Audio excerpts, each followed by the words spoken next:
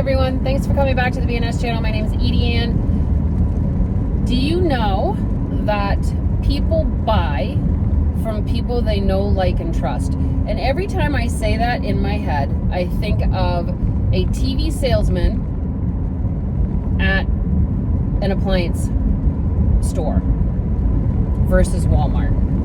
Okay?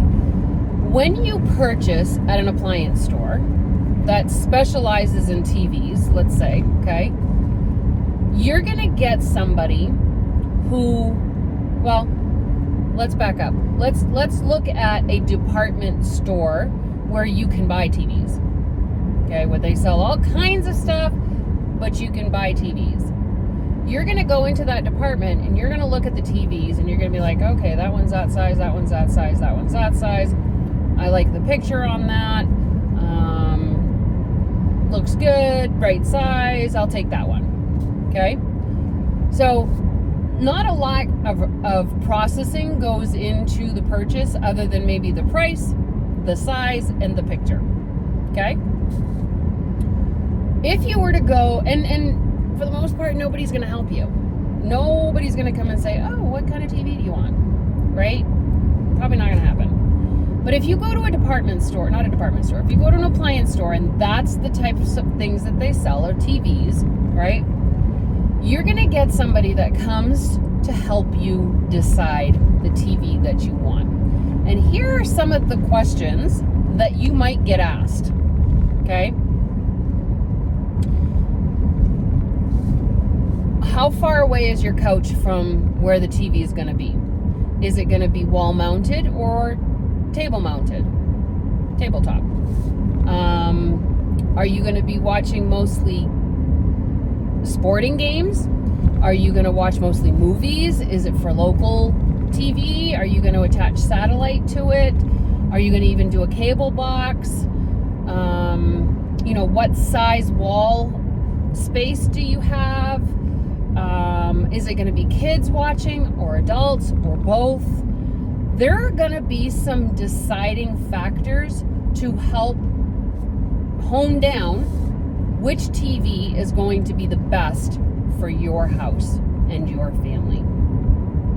That person is going to take the initiative to earn your trust because they're going to have knowledge of TVs and what you're purchasing. You're going to probably like them because they're talking about you. And we tend to like people when they're talking about us, right? Because they're going to be asking you questions about you, right? You're going to kind of get to know them during the process of the question and answering. And so the know, like, and trust pretty much gets taken care of. And so by the time he or she gets to where they decide which TV would work best for your room and family, you're probably just going to buy it, right? It might not even matter what the cost is because now they've associated that this TV would work best for you based on all of the detailed answers that you gave them on the questions that they asked, right? So I think one of the things that you could probably look at too is to say, well, at the department store, I was really liking and trusting myself. And if I did any research prior to going, then maybe some of those questions were answered, but by myself. So I know, like, and trust myself. I'm going to buy from myself, right? So it is important for us as consultants to really connect on that level, whether it's that you're sharing the opportunity or whether you're sharing our product, so that they feel comfortable with us. And a lot of times that can be done through questions and answers. If they're going to buy an air purifier, you want to know what space it's being put in. Because if they buy it and they're using it in a grand room, it's not going to work well. And so they're going to not like the product, right? So you want to ask qualifying questions to make sure that what they're purchasing is going to be good for them, right? Or what the alternatives are for them to purchase so that it is right for them, okay? Now, that's great when you know the person. It's awesome when you can ask questions, when you have the ability to have that conversation. But what happens when you don't, right? How do you gain the know, like, and trust factor when you don't know people? When you're trying to introduce them to you so that they can learn to know, like, and trust you. What's the best way to do that? Especially nowadays when most of what we do is online, right? The best way is through video. The ultimate way is live, because you can have that live interaction with them, right?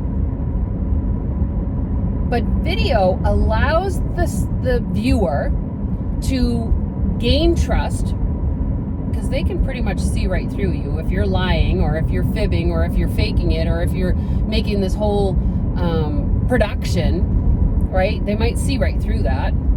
But when you are authentic and yourself, and you're doing that on video, and they can see that, they're going to learn to know, like, and trust you.